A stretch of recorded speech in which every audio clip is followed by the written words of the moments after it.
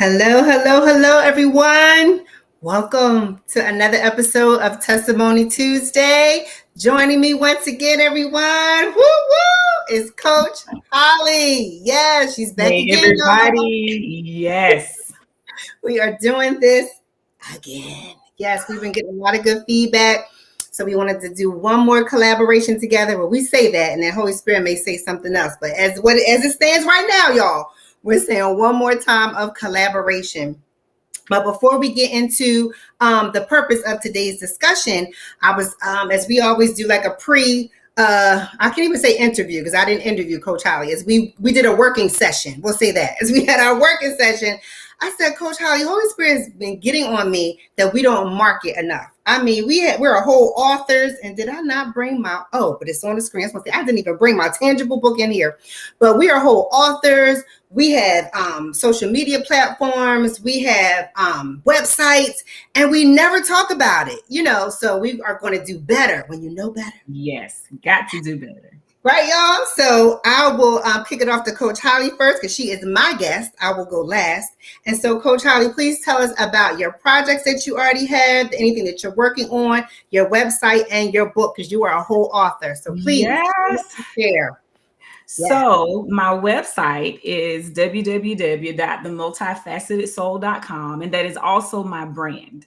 I chose that because I feel like I am a person that is definitely multifaceted, and I do a lot of different things. By profession, I'm a licensed mental health counselor, and so that's primarily what I spend a lot of my time doing is working with people in the area of mental health, but I also am a group fitness instructor. So I kind of consider myself a wellness person, in that we can talk about the mind, but we can also talk about different things to help get your body moving.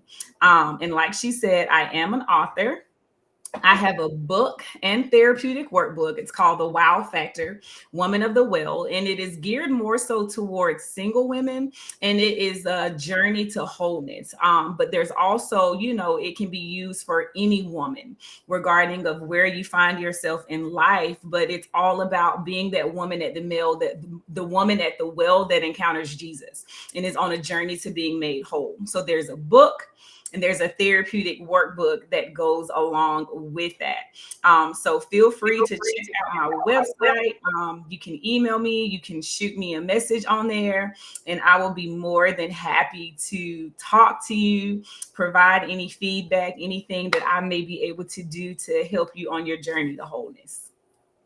Love that. Love it. Journey to Wholeness, therapeutic workbook. So y'all don't be surprised, wink, if y'all see that coming out, because God said it's time for me to come out with a workbook next. And I was like, therapeutic workbook, y'all. I might just borrow that, y'all. Yes, I love that. Therapeutic workbook.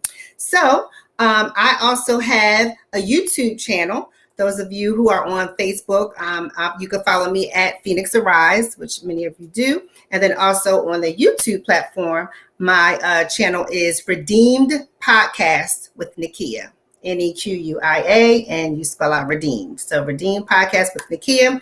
I also have a website, www.IamNikiaSpeaks. And I also am an author myself. And we're going to put that on the screen.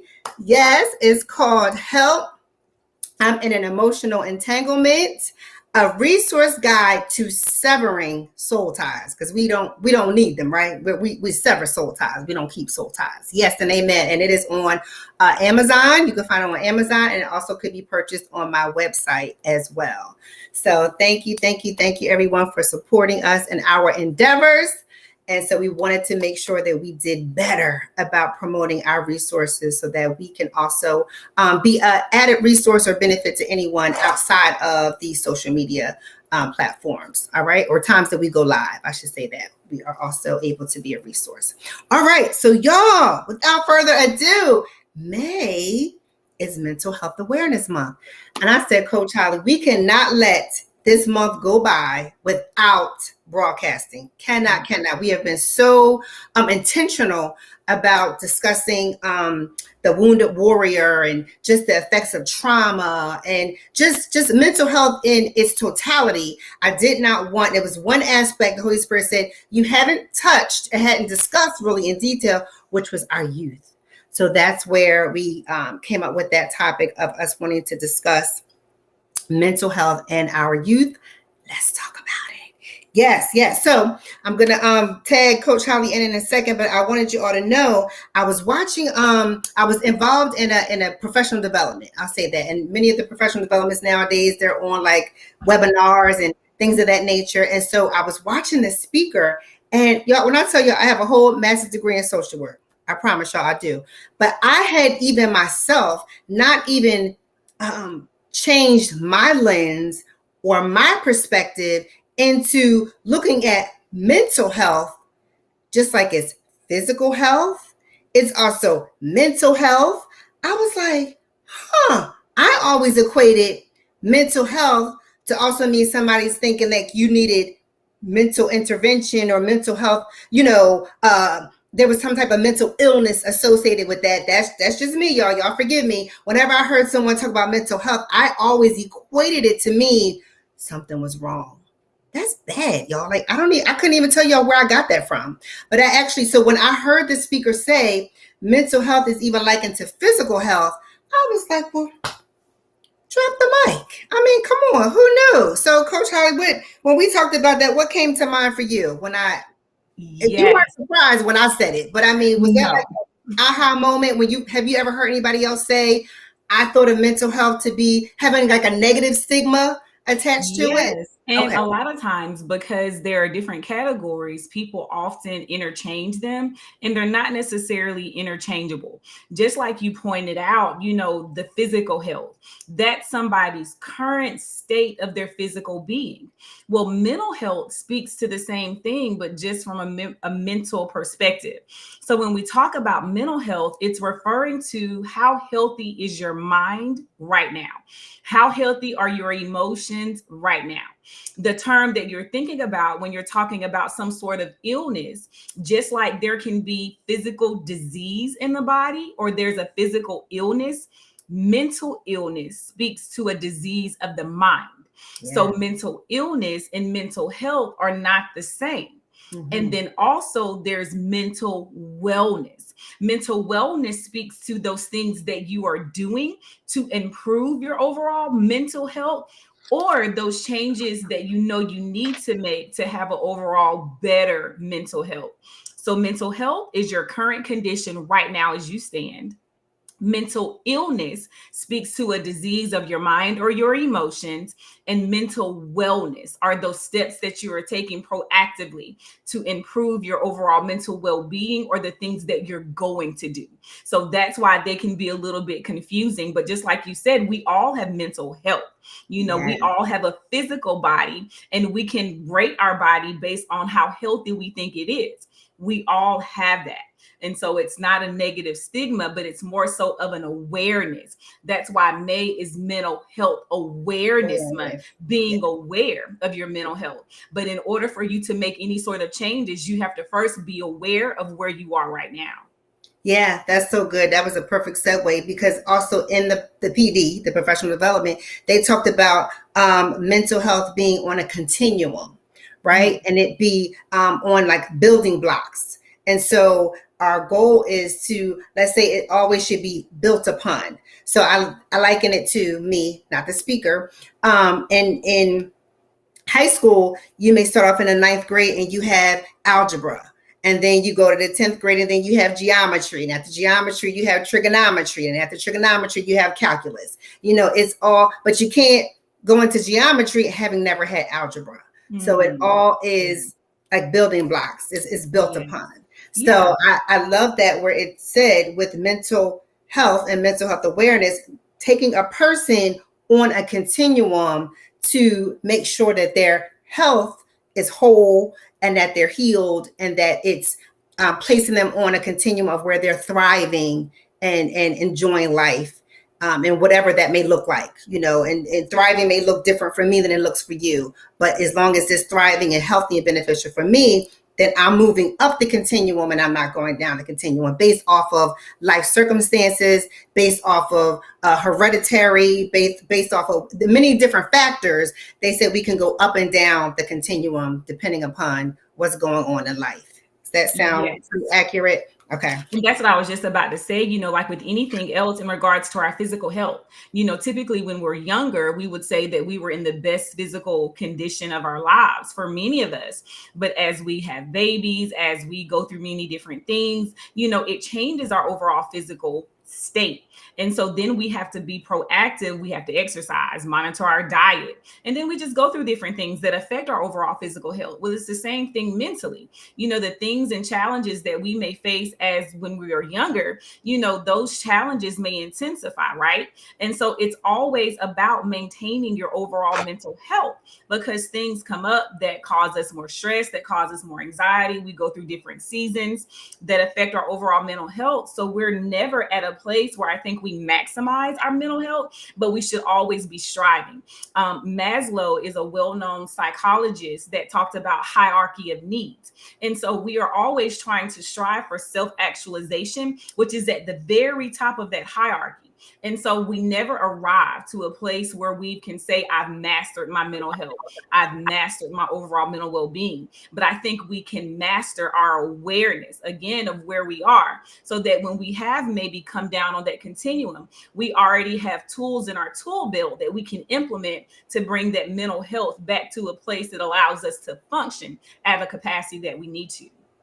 Oh, I love that. That's so good. I'm just sharing this out. Y'all share this out. Share, share, share. As I say, sharing is caring, y'all. So make sure y'all share this broadcast out. Yes. This is some good content. Y'all know Coach Holly, she always brings the pain, y'all, in a good way. Yes. Yes. It's all about some accountability. So that's just kind of what we're here to do, help provide information, but to also just make sure we are challenging your perspective just a little bit on some things. Absolutely. So social media came on our radar because oftentimes when you think of youth, or for me, because I have two preteens, you can't help but to think of the devices that are in their hand, whether it be their iPads, whether it be their telephones. So naturally, as a parent, as a mom, even as we have men here that are as fathers, you always want to think of ways that you are parenting effectively. And I'm often concerned about the amount of time our daughters are on the amount of screen time that they're exposing themselves to. And I've found, and we're gonna flow, right, Coach Holly? We're gonna flow. I've often found times when I have said, that's enough screen time. It's time to put your phones down. It's time to put the iPads down. I immediately see a change in personality. I can't speak for anybody else's. I'll speak for my own. Whether it's anger initially, or the pouting comes, or the passive aggressiveness comes, and even some type of almost like anxiety, like, no, well, what are we going to do now? What am I going to do to entertain myself? Like the thought of going outside and playing just goes out the window. Like nobody thinks about, could you go outside and get some fresh air? It's almost like, what am I to do now that I don't have this device to this stimuli to entertain me? Mm-hmm. And so that's often concerning for me as a parent, for the amount of screen time that our youth, and I often wonder how that affects them. I'm gonna pass the baton over to you, Coach Holly. So if we can think about like maybe when we were younger, we didn't necessarily have the access to the devices that, our children, and then, even some people that have grandchildren did. I grew up in the 1990s, graduated in 2000, and I was excited when I was like about 16 and I had a little clear pager and couldn't tell me nothing, had me a little gold clip chain on my little pager. That was our technology. And then when somebody wanted to text you or message you, they'd send you numbers, you'd flip it upside down and read it, right? Yes. That's what we had. Then around my senior year, Nokia came out with the first little phone. It was in black and white, and you really couldn't do anything with it. Mm-hmm. But now, even the kids when they're little. So when you talked about the reaction of your daughters when you take away their phone or you say it's time to put it away, and they have an emotional response. Well, I think about babies. typically when we have newborn babies, you gonna take this pacifier because we know if they take a pacifier, it soothes them, Yes. it calms them, they become reliant on the pacifier. And so as a mother, I was like, they're gonna take this passy. Because it's a lifesaver when they're crying or you need to do something, they can take the passy and it soothes them. Well, we replace that pacifier now with phones and devices. Come on. They're as little as 6 months old and they cry and we give them a phone. I know 1-year-olds that know how to find their channel on YouTube. Because that's what they do. So you're seeing, and again, this is no shame to parenting. No, not at all. Not at anything, because I've done it too. My boys are a lot older, but I've been there. You sit them in front of a TV or you give them something to keep them busy because it works. So just please hear our heart in this. This is not shaming. You're just providing information so that you can see why you're seeing some of the behaviors. So they start out as little people, and we hand them a device. We hand them a phone. We hand them a tablet. Now they've gotten fancy with tablets that you can get little kid tablets. And some of them are good because they teach them like their ABCs, and they have a lot. LeapPad was one that my boys had when they were little. And so it can be good. But now they can access, YouTube, and in some of the YouTube, like I saw Gracie's Corner and I was like, okay. Like we didn't have that growing up. We had Sesame Street. Yes. Well, it can be good, but like anything else, it has to be in moderation. Absolutely. So when these kids from a toddler or maybe even babies, they're accustomed to satisfying and pacifying themselves with stimulus that comes from a screen, whether it's YouTube, whether it's videos, whether it's TV, whether they're playing games, whatever it is, it's still stimulus. Right. Yes. And so then when you take that from them, because now it's opened up an addictive part of the brain, they are responding to an addiction that has been created. But we don't even realize that it's a problem until it's a problem. Come on. Most times when you want to punish your children, what do we say? Give me your phone. And they'd rather you beat their butts or, do anything but take my phone. Anything. Don't take anything. Take my phone. I'll go sit in my room with the lights off. I don't take my phone. But then too, like you said, parenting has changed. When I was growing up, you didn't have going outside wasn't a conversation. It wasn't anything that we negotiated. You will go outside. You will be outside all day. Be in this house before it gets dark. And you're gonna drink from the water fountain. Like it was just. Kids, you were outside. It's what you did. Now you drive through neighborhoods, you don't see kids outside playing. No, you do not. You don't see them. But that's where kids were able to get out some of that energy. That's where kids were able to learn, and we'll get into it a little bit more. They learned social skills. They learned things that they needed to be able to just survive in the world. And so now kids don't have the ability to socialize because they're not social. The only socialization that they get is through social media, but it's unrealistic. It's like a virtual world that they now live in. So they're able to live inside this social media virtual space. But then when you place them in a real world situation, they have no clue what to do. And now they're socially awkward. Because they haven't developed the skills that they need to because they don't have to. And that's been the challenge. We're going to flow, Coach. We got this paper, y'all, and this agenda, but y'all know we flow. I could care less about this. We're going to hit the point, y'all, but they're going to not be in the order that we said.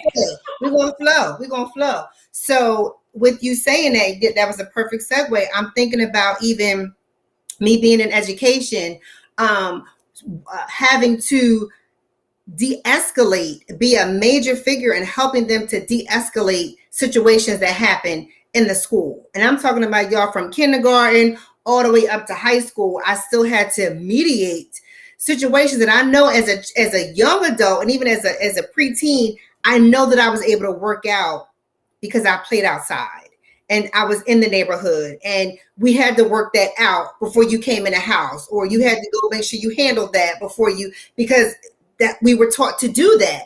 And in here on a very basic, primitive level, I will put them in front of one another and they don't even know where to begin. They don't know how to start the conversation. They don't know how to express, well, this is the way I felt. This is the way you made me feel. They don't know how to, even do I feel statements or none of that. It's all like, you come, you figure it out, you fix it for me. And then once you fix it and then it breaks down again, I'm going to come to the adult again and you fix it again. Like they're not taught the skills to even know how to problem solve. And that's very concerning. Right. For me. And so I'll respond, but I'm not able to see comments that may be coming from your page. So I'll let you check to see if there's any comments or any questions coming from your pages. Because I can't see them. I don't have any. I have people, Rosalia Strickland, thank you for joining us. I have Akisha, I have Monica, Angelia. So folks are on and they're agreeing. I don't see any questions as of yet. Okay, yes. So we'll check in. And so it's kind of funny that you mentioned how kids don't now have the skills that are necessary. It's almost like they've been underdeveloped, but that's exactly what happens. And so our ability to form logic and reason, and when it comes to our ability to socialize and be interactive and just kind of know what to do socially, a lot of that is in our prefrontal cortex. And so when we have increased screen time, so these babies are now getting increased brain activity, you would think that because the brain is being more active, that it would actually help the brain development. But on the contrary, it actually delays brain development because the brain is working at such an excess speed. The things that are needing to be developed, like the skills that we learned, your mama fat, your daddy fat, and we friends. Like we learned how to, jank, but we would be cool by the end of the day. Like we were able to have that emotional regulation, or we were able to confront and go to you. I heard you was talking about my mama. We were able to do those things, right? But now they don't have those skills that are necessary because those parts of the brain are underdeveloped. And so now you have children who should be functioning at a certain level. You have 12, 13, 14-year-olds who, when I was 12, I feel like I was reasonably mature, but now they're acting like 6, 7, 8-year-olds, right? Because of that lack of brain development.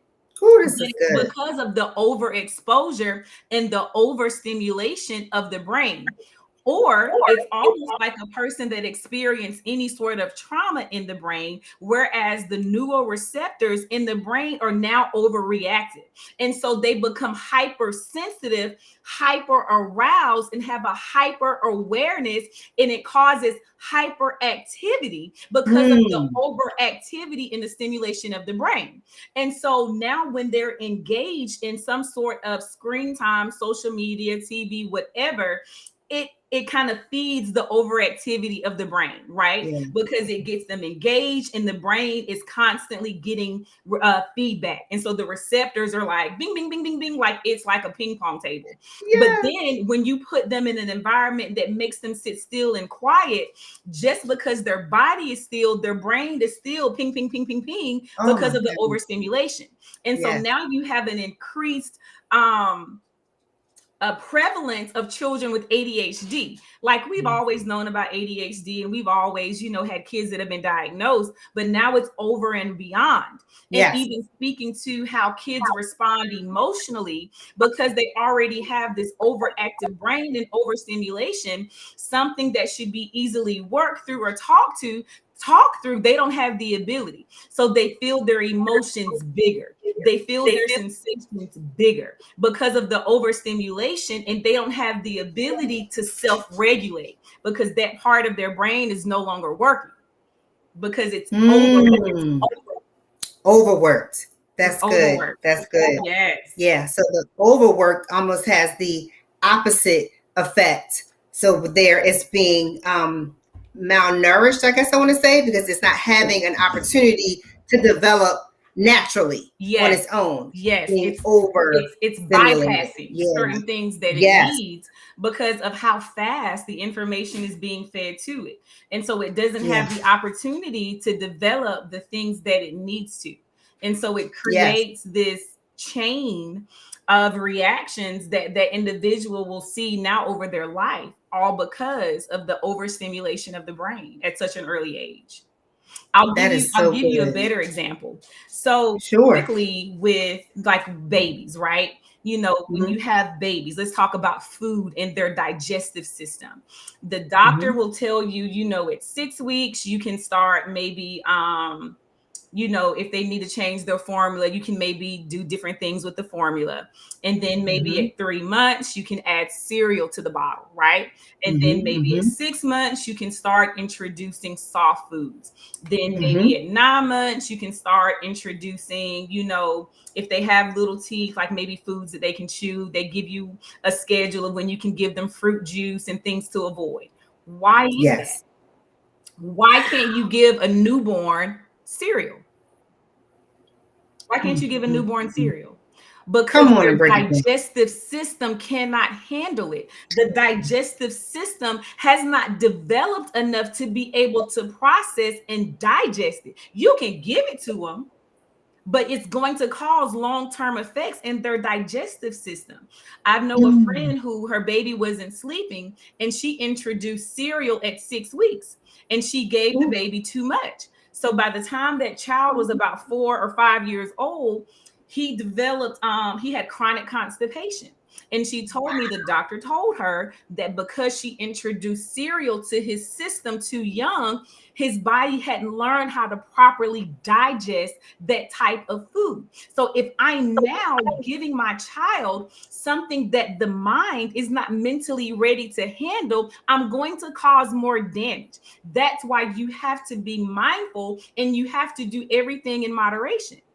You mm. have to. Because if I can corrupt or if I can cause issues to the digestive system, I also have to be aware that my overindulgence in screen time, social media, or whatever is going to inadvertently cause damage to the brain. That is so good. Just That makes is so good. sense. My nurse on here, our Keisha, she's over here loving this. I just saw her heart in the video. So she's a registered nurse. So I know she's all Listen, about health I ain't and no nurse, but nutrition. if I misspoke, please put us in the comments, you know. But I'm in the ballpark. Yeah, I'm you in the listen, ballpark. you hitting some home runs, man. You hitting some home runs. So even as you were speaking though, it made me think of yes, oh my gosh, Rosalie, you just oh gosh, you right there in the spirit realm. I said as you were speaking, I was like literally seeing me giving my daughter the keys to my SUV at the age of 12 and wonder why she would crash it up.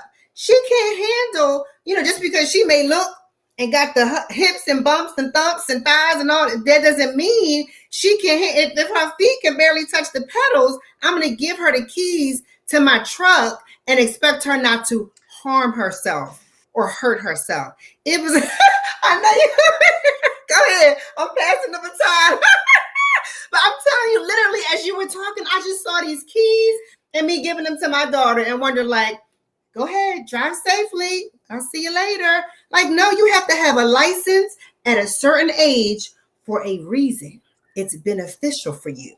So, Go ahead. why is it then, knowing that as a Mm, good parent, come I on. know regardless of how mature, how tall, how big, how good of a lawnmower pusher my child is, at 12 years old, I have enough sense to not give him the keys to my car and say, go drive.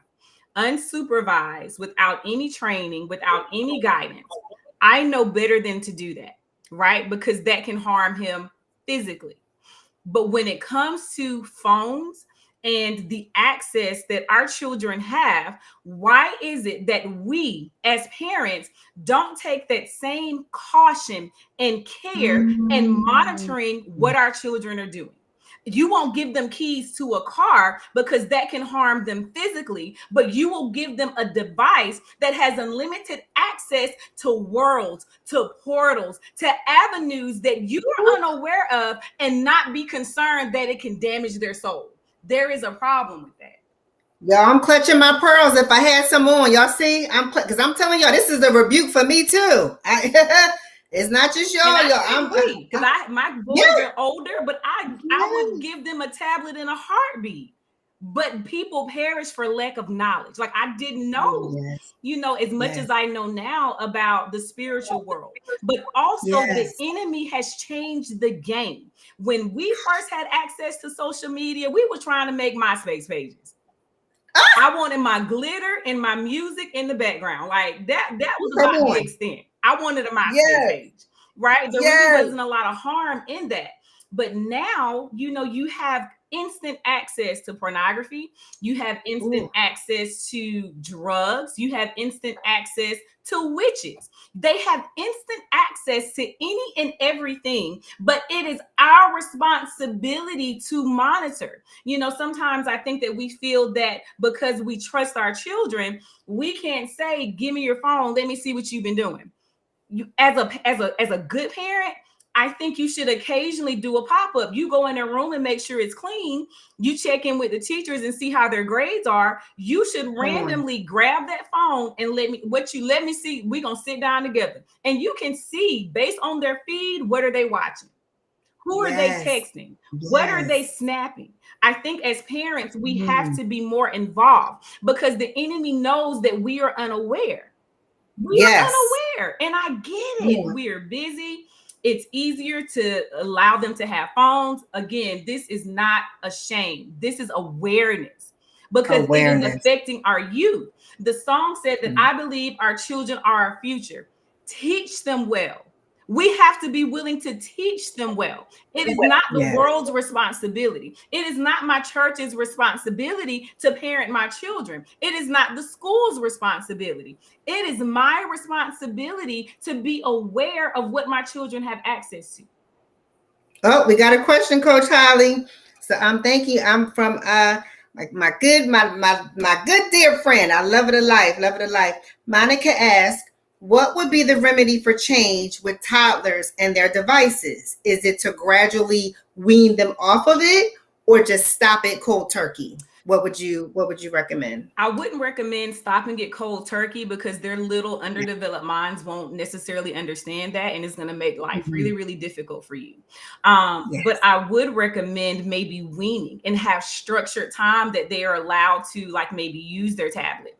And so it may be that, you give them, once they get dressed in the morning, maybe you're getting ready and they have a couple of minutes. It may be that you give them, 10 or 15 minutes to watch a show, but it has to be that you got to be willing to fill that time with something else. So if you take the tablet and they're just kind of left to their own devices, that's not necessarily a remedy either. So it's going to be more work on you in the beginning because now you have to teach them how to entertain themselves. Now you have to teach them that it's okay to not have a device or something in their hand. And you're going to have to also mirror that behavior.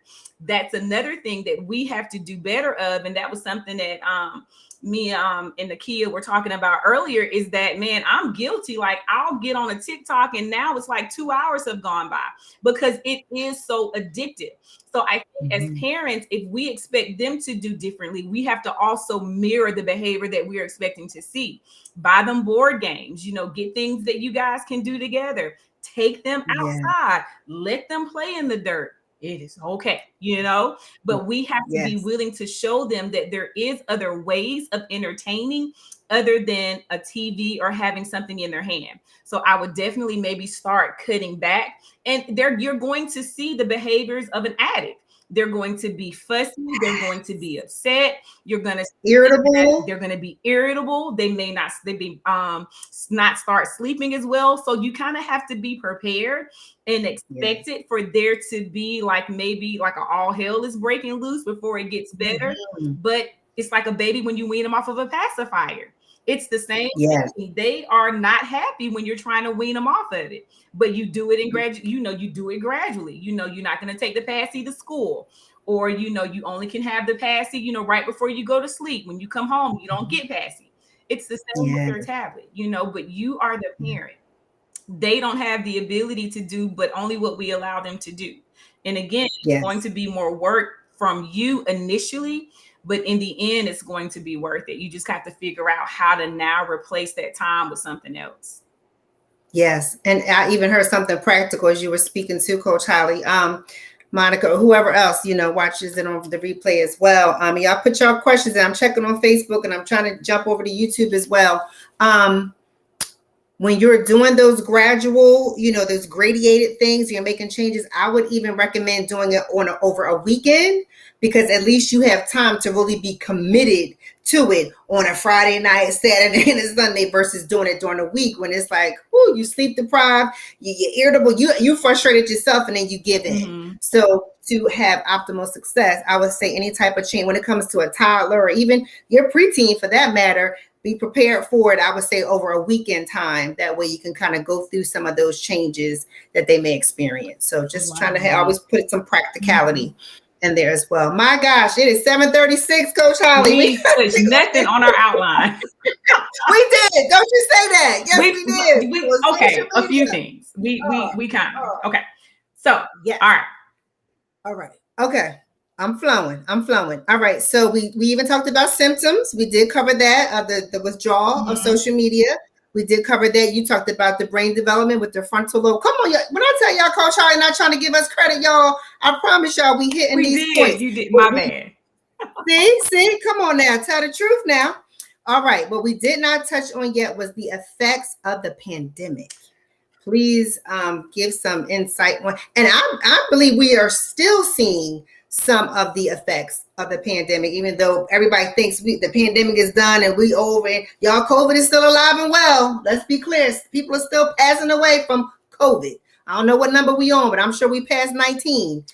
So yes, and even those who were in the height of it, like those who graduated high school and didn't get to experience proms and in-person graduations, those had effects as well. So yes, care to share about that, Coach Holly? So let's back up just a little bit and just talk about how just social media has impacted, our youth and young adults as a whole, right? Okay. So we can talk about how like maybe the pandemic just made that already an existing pandemic that much worse. And we kind of started talking about just how, the things that we faced growing up and that the kids are now, it's just a totally different world. And so again, the fact that they have so much instant access to different things, it also shows them the access that they don't have to certain things. So what now becomes is, and this is something that many adults deal with too, is comparison. Because we know that social media, you can be anybody and anything you want to be, and you can portray a life that doesn't even exist on social media, right? Ooh, and so now you have youth, young adults who are already dealing with self-esteem issues. They may already be dealing with, feeling that maybe they don't fit in. And so now they go to social media, who now has this, what was the term that you used? Unrealistic reality, or what was it? Oh yeah, and ideations. Unrealistic ideations. And so they feel that what they're seeing in social media is a world that really exists. Now, some of it is real, but 90% of what we see on social media are glimpses of people's lives. It is not the full picture. And so they get fixated on a snap of somebody's life, and they now compare themselves to this quick moment in time that may or may not even be real. So they see their peers. I'm gonna tell you something that was really challenging for me is like prom. So when we went to prom, I begged my mama for a dress that had a little hole like right here. Listen, it was I begged, and she wouldn't have it. But when we went to prom, there was no social media to post your prom pictures on. Right. You wanted to have a cute dress. I wanted a French roll with the little curls and that little banana peel. Like you had a little embellishments in it. I had the little gold things in it. Couldn't tell me nothing. And you might get to drive, your parents' car. Wasn't no renting a car. And again, I'm not shaming. I'm just telling you what kids are seeing. But it was none of that. Now it's like when you see prom, it's like a wedding. It's a whole thing. It's and listen, if I had a girl right now that was going to prom, I probably would, but I don't know if I would go to the extent that, your prom dress is $10,000, but talking about this reality. So maybe my mom can afford to do all the things that I'm seeing everybody else's parents do. They're renting the the expensive sports vehicle. I got a custom made $10,000 dress. I got bands. I'm doing it big for prom. Yes. My parents may not can afford that. And so now I'm already feeling that I don't measure up because this is all you see plastered across social media. And this is just me seeing people that have children going to prom. And the pictures were beautiful. But imagine those individuals who have friends who have gone to prom, or they have more access because that's the people that they follow. So now I'm comparing myself to others because of social media. Whereas when we went to prom, you didn't know what anybody was wearing until you showed up, and you just wanted to stay out past curfew. That was it. But I'm gonna take you one better, and y'all know I always we gotta be the yin to the yang. My mind goes to, we had a lot more room to make a mistake. I feel like if we said something bad to Johnny, or we did something wrong, or we showed something we had no business showing, it was within our own little circle and our own little community. Now you send one wrong inappropriate pic, or you put one wrong inappropriate post, and it could be viral in 2.5 seconds. Your whole life, their margin of error is so small that I've seen anxiety in youth that I have never seen before at this capacity, even at the people that I work with on my job, y'all. I mean, whole 25-year-olds that are taking medication for anxiety because they are so anxious. And I'm like, you still living at home and you barely paying bills and you're anxious? And they are seriously like, I see hands shaking. I mean, they're like, if I don't take my medication, Miss Nakia, it doesn't go well. It's not good for me. And I'm like, my God. Like, and I know, I'm not saying that that's everything, but I know a lot of that is from comparison, shaming, even things that maybe they might have been exposed to or been, shamed about, with mistakes that they have made, been plastered all over. It's everything is heightened, be it good or be it bad. And I just believe the margin of error for mistakes is so, it's very dangerous. I feel like that they can't make a mistake and it not be public knowledge the way we could make a mistake in our youth. And that's concerning. And I think, that's where that responsibility, that as a parent, we have to make sure that our children understand that just because you delete it off of your phone or you delete it off of your page doesn't mean that it goes away. We all know and have seen stories of adults who have gone on with their lives, but maybe they, try for a political office or they get this really great job. And this skeleton from social media shows up from 8 years ago because they made a racist comment or, they had some questionable behavior. And people screenshot that stuff and they save it for their moment to sabotage and blackmail them. Come on. So I think we have to be, the person that lets them know, listen, just once you put it out there, it's out there forever. And you never know when this information may come back up. And when they become, a little bit older, like maybe they're 17, 18, of course, at that point, we don't necessarily have the ability to control what they do because we're not with them 24 hours a day. But them fully understanding the consequences, of social media. But you're right, though, like you live under a radar, like anything that you post, it may not even be a picture. It could be something that you said you had an ignorant moment.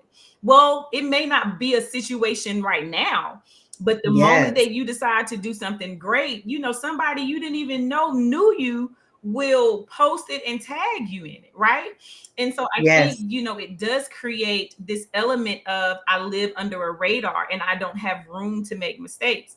And, Yes. we've seen as adults too, where we live in this cancel culture, where if you say something that somebody doesn't Mhm. like, if you do something that somebody doesn't agree with, we flock to social media telling you how we feel about them, exposing them, Mhm. uncovering them. And now the Whew. world knows about this thing that you may have done or this thing that you may have said. Or people who should have been your friend, will catch you when you were uncovered, take a picture of it and post it on social media.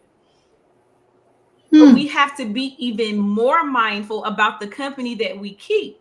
And so these are Absolutely. lessons that we have to now teach our children, that we didn't necessarily have to have somebody teach us about social media because it wasn't a thing.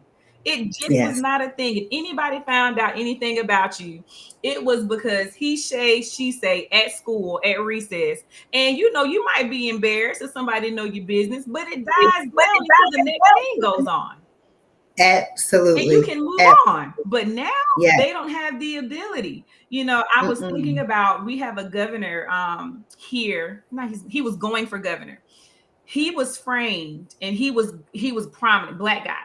And he was like kind of set up, was kind of just a mess. But somebody took a picture of him in a compromised situation, and now his political career will forever be ruined. Because although it's died down and it's not the topic of conversation, the moment that somebody gets wind that he's even thinking about doing something, it's going to come back Mhm. up. So, for his own sanity, for the sanity of his family, he has to Yeah. now live in the shadows of a mistake that he made. And he won't ever Wow. be able to outlive that, because there's pictures, there's proof, there's social media. And I think that's a sad place to be in, that we don't have the ability to make mistakes, or we don't have the ability to just maybe have human moments, because we're going to be canceled, or somebody will wait until the opportune time to bring up Yeah. something that I did a long time ago. I'm thankful they didn't have social media when I was coming up. Listen, Yeah. Let me tell you. Let me tell you I am something. thankful. And it's so funny, you hear now people talking about like the Freaknik documentaries, and they're like, oh my God, oh my God. Thank That you, wasn't social Jesus. media, Yeah. but it was people, they Mm. know what they were doing. So Yes. you just have to, Yes. I think, like I said, we just have to let them know the responsibilities. Just like when you teach your 16-year-old how to drive, you sit them down, you tell them the rules, you tell them the laws. They have to go take driver's ed. They have to go and take the test for the drive. Like you just don't get keys. There's a Mm. process. There's a, And I and there's think a it should be the process same for a thing with reason. phones. You got to earn a phone. Like, I Yes. don't care nothing about your friends having a phone. What you need one for? You and me all the time. Here's my Oh phone. my Call Lil God. John. It was children in my my youngest daughter's kindergarten class, and they have and I'm talking about y'all, not a phone where, because y'all can talk about me, I don't even care. My children still don't have phones that have plans. I'm like, you wait, you connect to some Wi-Fi, Prepaid.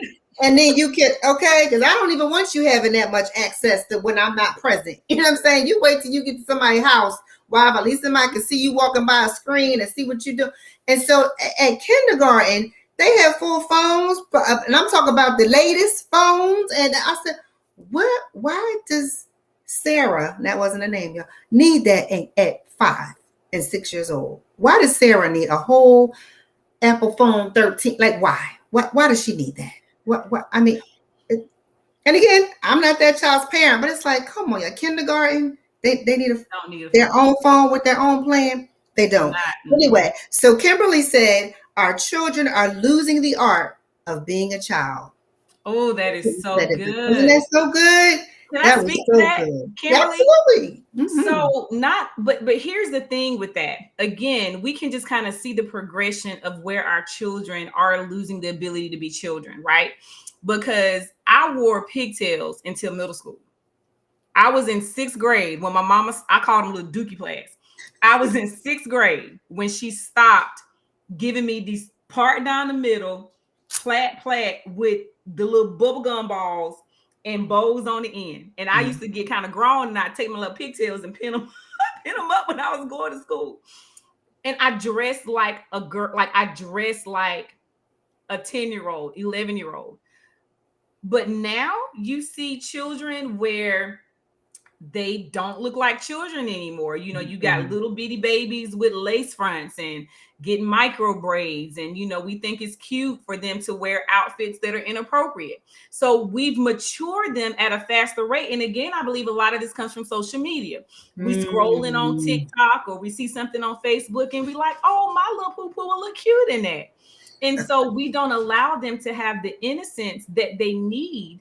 And we don't give them the opportunity to grow them up. We speed them up too quick. And I've seen it even with little boys. You know, we let them have these mature, you know, maybe hairstyles or, you know, we think it's cute, you know, when, you know, little Johnny, you know, has his pants sagging and he got on the newest J's, but he can't even spell his name. And so I definitely agree that we have definitely sped up how our children grow and mature, and they're not children anymore. You rarely see girls, like we had bow boxes.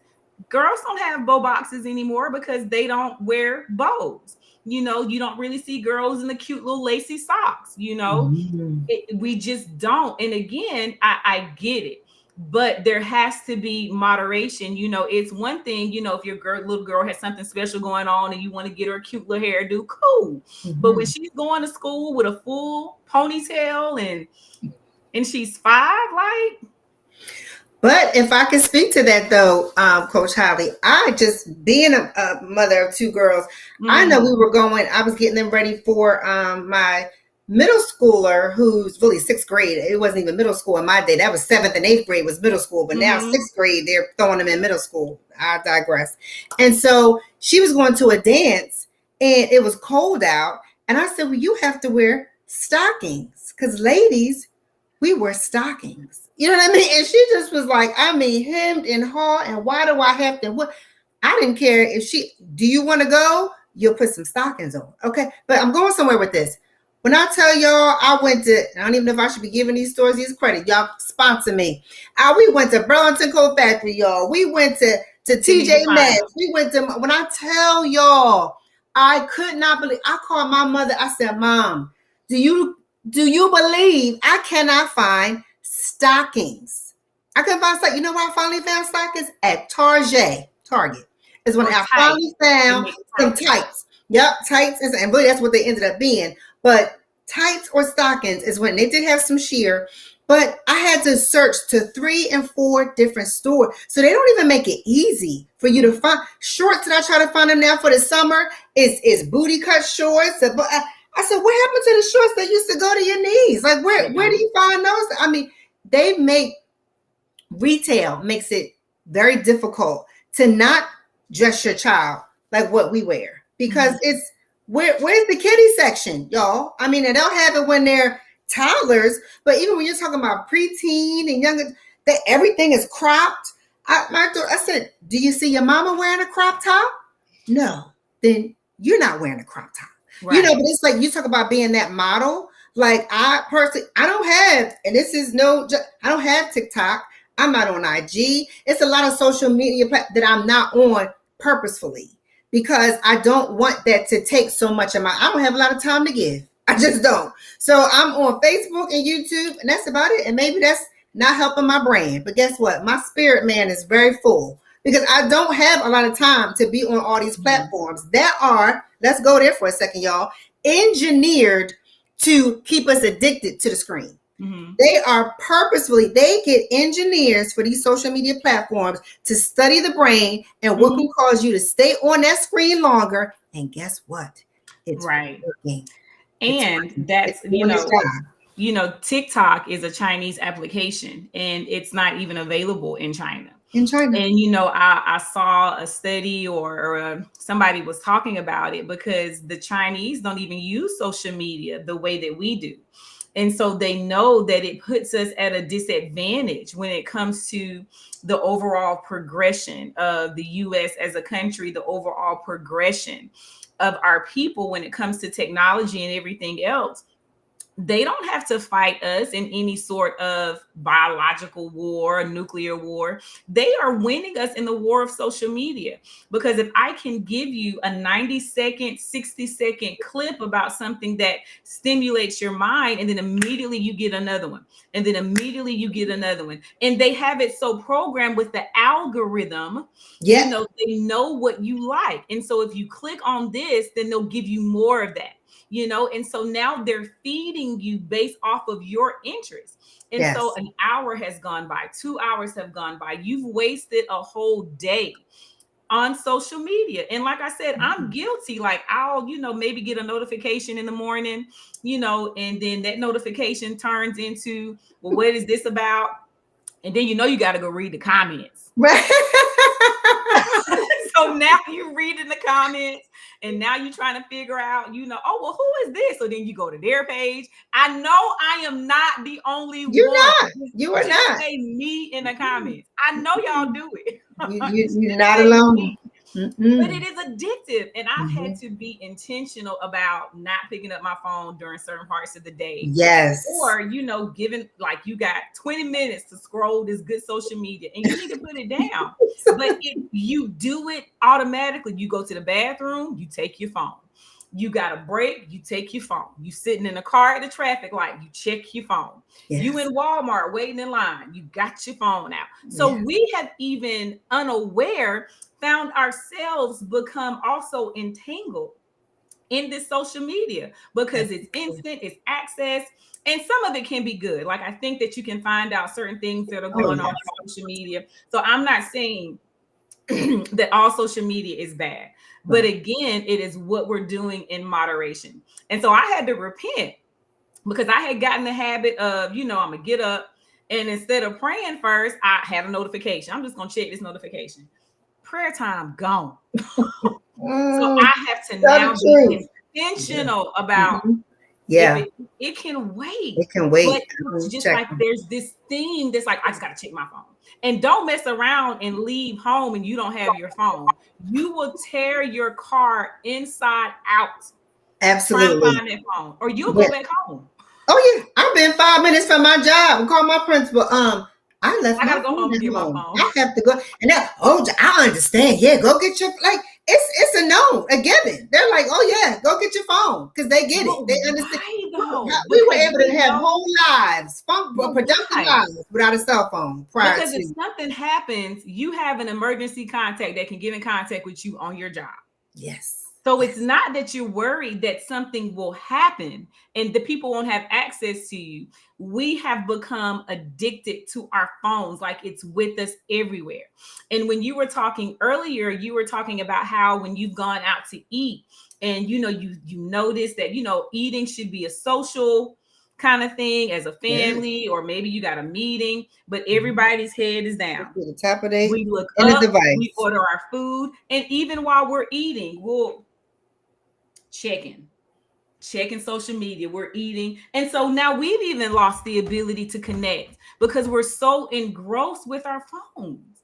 But that's what I say, it's important to be intentional. Like my children know, if we paying this good money to be out at this good hair restaurant, when we go here and sit down, I tell them devices down, and they know. And that don't mean with it up, so you can see the notification or your friend text you with a face down, and they know. And some of their girlfriends, they don't like to come out with us when we go, oh, they gonna make us put our phone. Yeah, or don't come. That makes the bill cheaper. So that works too. No problem. But they know if they're coming out with us, you have to put your device down, and we're going to have a conversation around the table because that's what it's for. And I said, why come out to a restaurant to eat and connect? And we could have ordered our food to go and take it on back home, and everybody can be in their own separate spaces and location. Like, no, but this is exactly why we don't know what's going on in our children's lives. We're losing different connections because the isolation has just come to an all-time high. We'll come home and everybody's going in their prospective places and spaces. And I'm like, we're going to spend time together. But it's like you have to be intentional about that. So we got another question, Coach Holly. I don't want to belabor the time. Y'all, where does the time go, y'all? It's almost we all right. All right. Coach Holly said we all right. Yeah. Monica really on this. She's a G mom, y'all. So that's why Monica's really on this toddler and children thing. So she said, "Is there a way to have boundaries / discipline in relation to childhood development when parents themselves don't want to limit or stifle their child's creativity by setting boundaries or disciplining them so they can allow them to have relative free reign?" How could we strike a balance with that when they're like, oh, just let them be creative and just let them be free and be them? Like how could we broach that conversation? It's difficult because as the Gmon, you probably spend less time with them. Mm-hmm. But what you can do is structure the time that they have with you. And so if they come to your house, your rules may be different. They may not be able to sit on their tablet. But I think also maybe being able to show them that there's other ways to be creative outside of electronics because they're not really being creative. So, if you have the ability to like maybe get an easel and get paper and, let them finger paint or being able to paint or, try to figure out what the child likes. One of the things that I have told some of my parents in regards to therapy who have had the same issue, take them to an arts and crafts store. You would be surprised how much they didn't even know this stuff exists. You can take them to Michael's, you can take them to Hobby Lobby, whatever craft store, maybe in your area, and find the age appropriate thing for them to do. When I was coming up, we used to have Rex lace. And so we would make like these really cool keychains with the Rex lace. And I had the stuff for a long time, but we loved it. And so we had like competitions of who would make the coolest keychain. And so maybe they want to make little bracelets or, maybe they like building. So there's all sorts of projects where you can get little wood outlines and they can build it and paint it. So take them to an arts and crafts store because they may be able to tap into a hidden talent or a hidden interest that maybe nobody even knew was there. But that is a way that you can win the parents over. That way, if they're spending a day with you or a weekend with you, you can say that we did arts and crafts all weekend.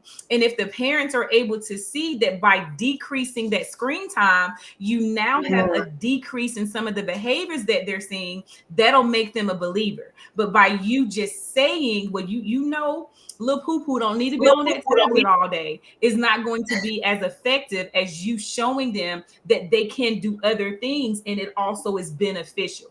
But again, I think because we don't want to put in the work and we know what it's going to require if we take the tablet, to be intentional about taking them outside or playing a game.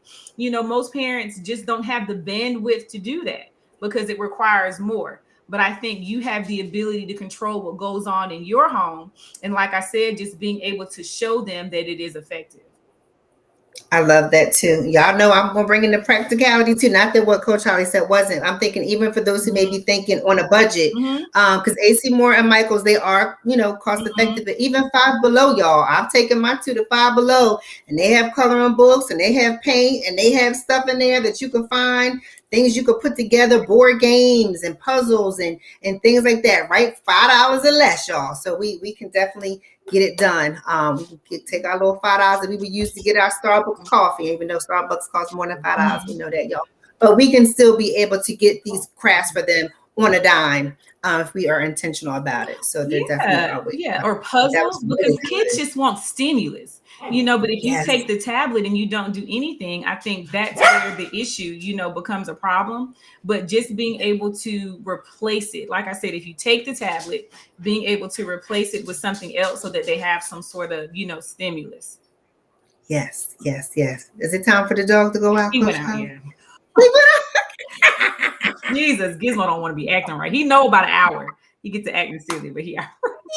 Yes. He's keeping us on track, y'all. Because Coach Holly, she wanted to have y'all in here for 2 hours. I'm not doing it. Okay, so real quick, I'll touch on the pandemic, and then I think that'll kind of bring us to a close. And so we were just talking about kind of the already pre-existing things that were happening with social media. So now you take a group of individuals who are already kind of socially awkward, somewhat socially isolated, and you place them in a pandemic where they don't have the ability to go see friends. They don't have the ability to go to school. So even those few social encounters that they did have for a full year, they didn't have any of those things. So the only way for them to communicate with their friends, the only way that we communicated with family was through social media. It was through FaceTime. It was through, WhatsApp. It was through, that became their whole Zoom. world. So we already had a pandemic where our youth were already engulfed in social media. Now, as a parent, I can't tell you to get off Facebook. I can't tell you to stop watching TikTok. That's literally all you have. And I think that as parents, we kind of overcompensated and we allowed it because we knew it was challenging for them. And it was the only outlet that they had. So that just made the symptoms and everything else that were already going on worse. And so now you take school is online, church is online. Everything that we do is online. And like you're talking about some of the young adults that maybe went through the pandemic. So my son was a senior, in 2020. So he didn't have prom, he didn't have graduation, he didn't have any of that. So that was really difficult to, look forward to all of these milestones. And then your graduation is a drive-through at a motorsport complex. Like family can't come, you can't have a graduation party, you can't do any of the things that we all envisioned growing up. Like this is your moment, and it was taken from them. So I think a lot of our youth that should have graduated in 2020 really struggled with not being able to celebrate those milestones and accomplishments. The first year of college was at home. So his freshman year, you still at the house because there was no on-campus college. So when he did go to school his sophomore year, he struggled because he had been home for 2 years. So that first year on campus was a struggle.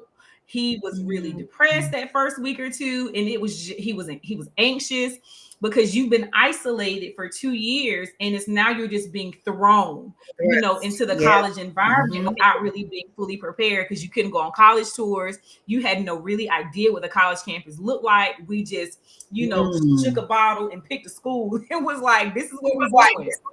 And so that was a huge adjustment. And I'm glad that he's been able to adjust and acclimate. But just like you said, so many 20-somethings are really having a hard time because of the way that they didn't have that smooth transition. And so because they were isolated, many of them chose to remain online for school. So they never had that connection or that college life experience. Then they graduate from college being at home for 4 years. So they don't have the social skills that are necessary to get a job. They don't know how to, really showcase themselves like the skills that we had, 18, 19, trying to go to McDonald's or somewhere and get a job. They can't even do that. The other thing that I think that has caused increased anxiety as a result of the pandemic is so much instability. Like the housing market has changed, the job market has changed. And I think there's still this underlying fear that many of us still face. Like you talked about, COVID is still here, and it is in some capacity.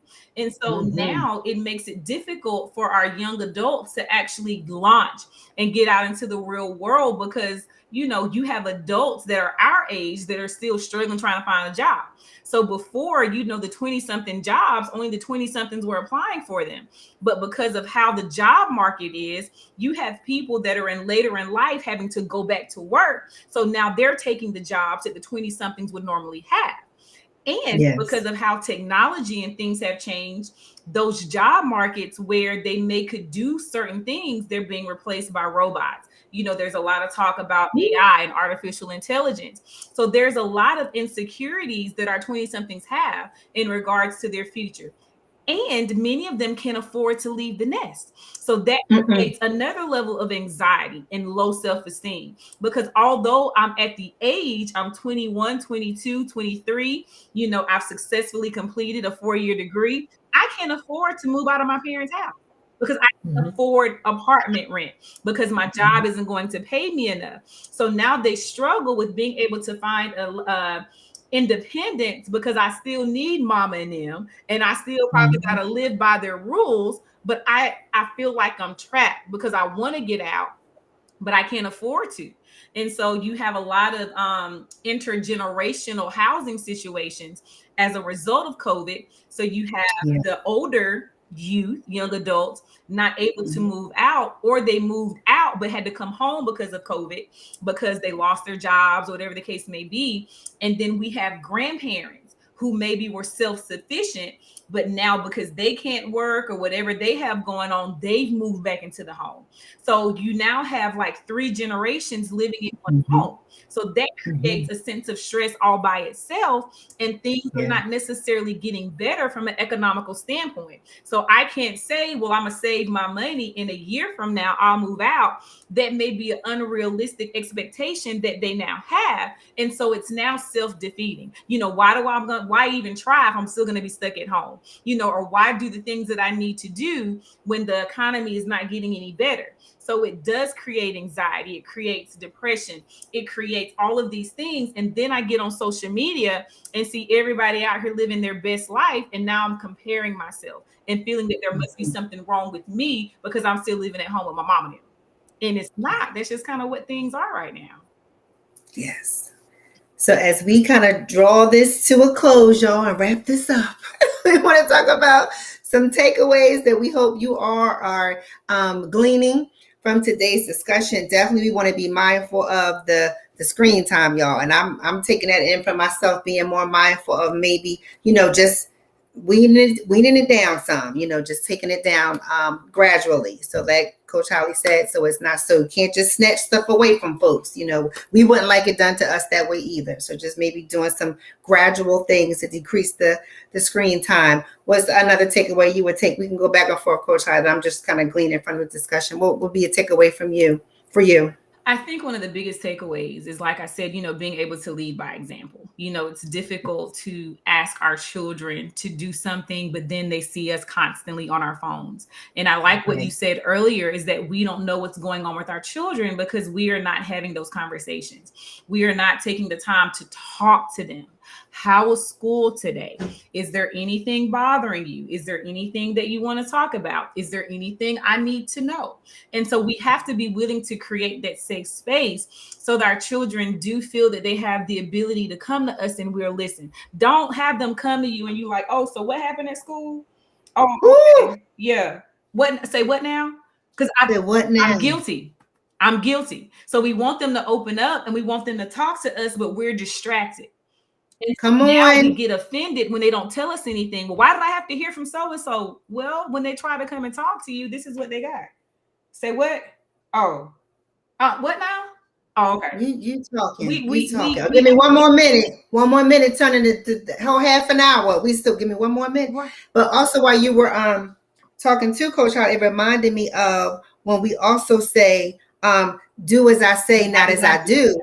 Y'all know that ain't work for us. We did exactly what more things are caught than taught. Oh, that's good. So we really do have to be mindful of our actions. I remember one time, and I'm in a whole mentorship, y'all, and I'm not even often on social media, but a lot of times I'm on my messenger answering stuff as well. And they'd be like, oh, she on the phone again. She messaging again. And I just was like, you know what? I'm going to even be more mindful that certain messages, they're just going to have to wait. Mm-hmm. You know what I mean? I don't want to give that perception that my phone or my responsibilities in ministry, let's not go there, that's a whole other live, are more important than the people that live in my home. Mm-hmm. That's not balanced. It's not balanced. You can leave it open. Just leave it open. So we definitely, have to be more aware of that, of just like you said, being models ourselves before we're telling somebody, do as I say, not as I do. No. Also, take away from me, I love the practical nature of the toddler piece that you gave. Doing more arts and crafts. Even I know my children, they love to draw. They love to do to get the little doll heads out and try. Oh, mommy, I'm gonna try to do box braids so I can do it myself one day. Like they like to do hands-on activities. They like to say, let's pull out the Monopoly. Let's pull out the Uno. Like they're still those type of kids. And I like that about them. They still don't mind going outside and playing. So just doing more things, y'all, where we're more engaged and more. That's the thing. I was going to say that too. Thank you, Holy Spirit, for bringing that back.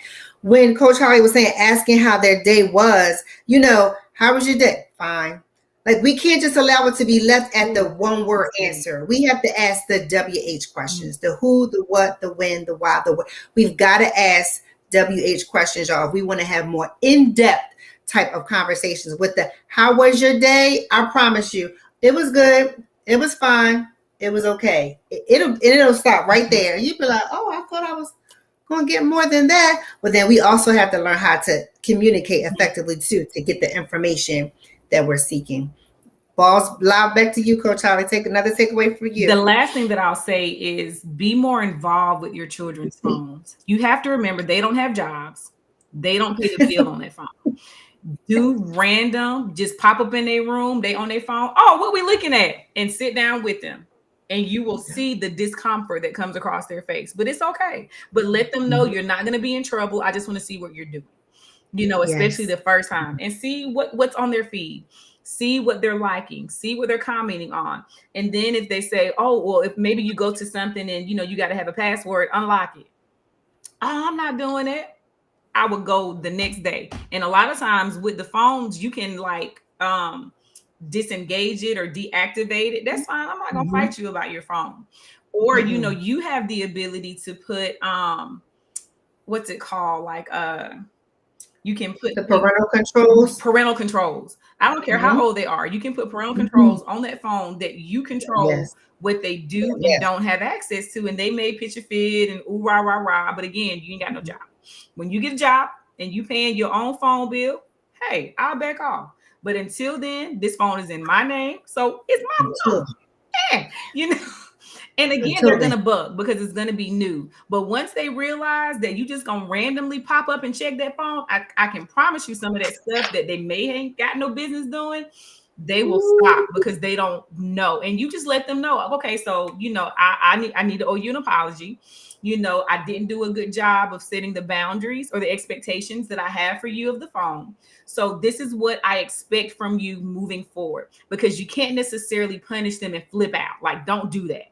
If you see stuff that they ain't got no business looking at, don't flip out. Yes. Let them know, I don't want you seeing this. I don't want you doing this. Here's why. Give them an explanation. But then set the expectation and the boundaries moving forward, because now they know. I will be randomly checking your phone. If I see something in here that I shouldn't see, I'm taking your phone. Like, you can say it's going to be a month the first time or whatever, but don't just flip out. And you know how we do, we go all off, because now you're going to, make it difficult for them to be able to open up and trust you. So don't flip out, because you may see some stuff that just, like you said, you clutch your pearls. Explain to them why it's inappropriate. Explain to them why you have a concern for it, but set the boundary, set your expectations for their phone moving forward. And do you understand me? And then have them repeat back to you, what you said. What did I just say? Right. What did you hear me say? And then you hug them. I love you. It's my job to keep you safe. And most of the time they'll understand. But like I said, the worst thing that you can do is see something crazy and you lose it. Don't do that. Because then they're going to hide everything from you. And you don't want your children hiding things from you. And nowadays, too, moms and dads, it's not even just the lust and perversion piece, because I think our minds always go to, we're going to see something inappropriate with that. Now they're sliding in all type of third eye and witches and spells and curses. I mean, it's real subtle, y'all. My classmate in my daughter's classroom, she gave my daughter a bracelet, y'all, just the cutest thing. And then I leaned in and looked at the charm that was hanging, and it was an eye. I said, the devil is that's not. And I didn't flip, like Coach Holly said. I sat down and we had a conversation. Like, do you know what this represents? This is talking about the third eye. This is witchcraft. We don't. And my daughter, she leaned in. She was like, really? I didn't know. And it just opened up this whole dialogue for us to talk about even witchcraft and divination. That, we may think they're not ready to have these conversations. And she was. She said, oh, mommy, we got to get this out of here. Take this off of me. And and we didn't just throw it in the trash. We threw it in the dumpster outside the house. Because I don't even want no third eye, nothing in this house, okay, in the name of Jesus. So it will, if you remain calm and we watch our facial expressions, y'all, and our body language, it really will lend itself to some dialogue that we actually needed to have, that I didn't realize that she was ready to have. And it just opened up. And so now when things come up and we could be out in the store and we'll see, and she's like, mommy, is that the third eye? Yes, it is. And what is that? Mommy, that's witchcraft. So yeah, and that was conversations, I promise y'all, I wasn't having at 10. Probably we didn't have to, because we didn't have access to it. We were told, don't talk to strangers and don't take candy from strangers. That was the extent of our parents' concerns. Don't talk to strangers. Don't eat nothing from nobody's house. I don't know. But now you do have to have these conversations because it's so subtle. And we don't understand why the church is losing the war with our children, because the enemy don't have to be loud and boisterous. All I got to do is bring something across social media that catches your attention. Just like your daughter now has a third eye. We don't know what kind of demonic whatever was attached to that.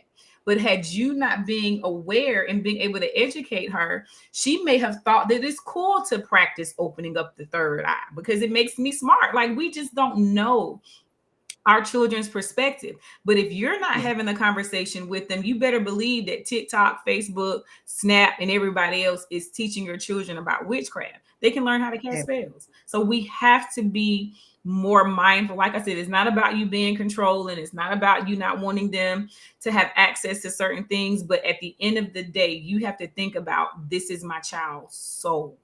This is their soul. It's bigger than entertainment. This is their soul. And it's our responsibility to protect it. We are their gatekeeper. Absolutely. Absolutely. So we want to provide you all with some resources, right, Coach Holly? Anyone who, are we there yet? I think yes. Any resources? So some of the so the mental health awareness, some of the websites is the National Suicide Prevention Line. And that's a website that anybody can call and talk to somebody that may be experiencing suicidal ideations. It doesn't matter the age. And then, of course, the Veterans Crisis Line is for people that are a veteran or have family members that are veterans. And then SAMHSA is a world national mental health association. And so that can be information that's helpful. And then if you feel that your child or maybe anybody that you're connected to could benefit from some sort of behavioral health treatment, that's the information to find a treatment center. And then lastly is NAMI. NAMI is across the US, but it's usually local hubs. And NAMI stands for the National Association of Mental Illness.